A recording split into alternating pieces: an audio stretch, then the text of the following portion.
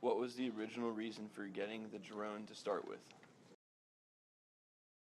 Well, I'm kind of a gadget guy, and I like to use a lot of different gadgets to capture. I'll use my iPad on the field to get some slow-mo playback, and then I really just need a better perspective on the game. I'm always on the level of the field, and it's really impossible to see depth of what's going on. You can see things that are obvious, but you can't see things that are happening in the background.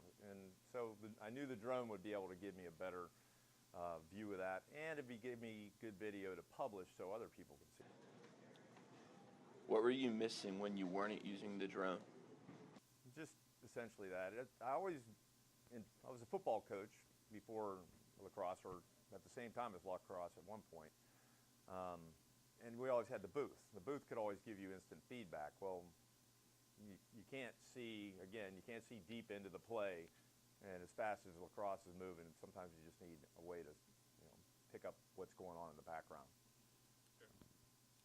All right, number 3. Do you think that the drone has improved the analytics of film? I think people on the receiving end don't exactly know how to use it yet, I think when they see it in the finished form, as a YouTube video or a training film, that it makes a lot of sense and it helps a lot. But getting it to that point isn't as quick as I hope.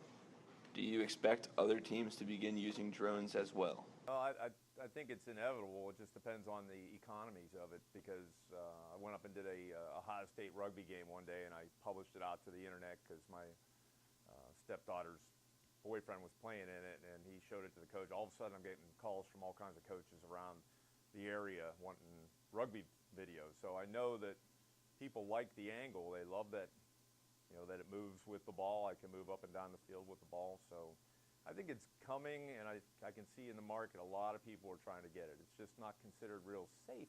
What are the cons to using drone film versus regular film? I tend to go up to about 18 miles an hour of wind, and I can hold it steady with the GPS, but rain, forget it. If it's even sprinkling, I'm not going to try it. And early in the season, we can't use it much. This time of the year, we can, and it's also time limited. The batteries only last about 20 minutes per battery, and that's a high-end one that I have. Most of them are only 10 minutes.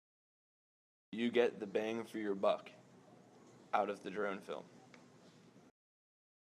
As I keep pushing that envelope and finding new ways to use it, I'm really starting to put a lot of our drills together in a drill base that I can get really good angles for new players as the ninth graders come up.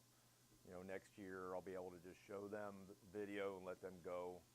It'll be a lot quicker. I think that's when I'll start to see a little bit more bang for the buck. Do other sports take advantage of the drone use as well? I think football is definitely one. They already use end zone, and end zone's great, but they've seen the overhead. The direct overhead is just really, a lot of coaches are pushing for that, and if they can manage to get it cleared.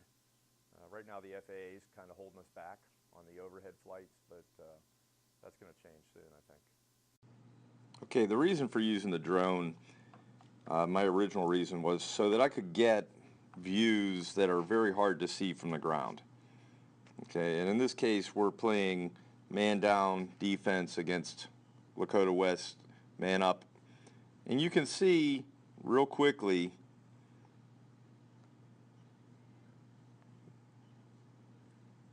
this man being wide open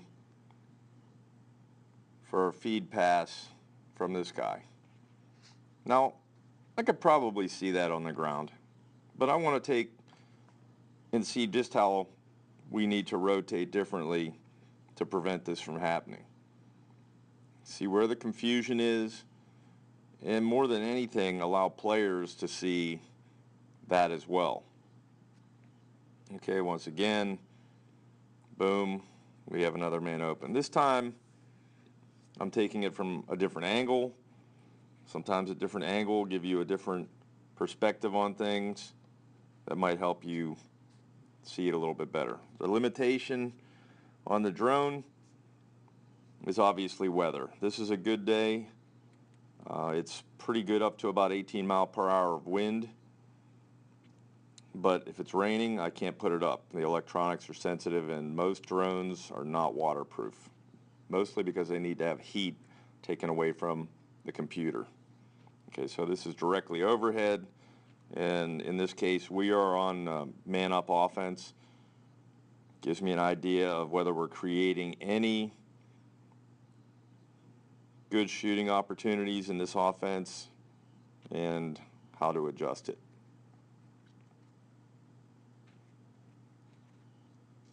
So really, the drone is just to give us a better perspective on things, that, and to also make it clear to players what we're seeing or what they should be seeing from the ground being in the middle of play.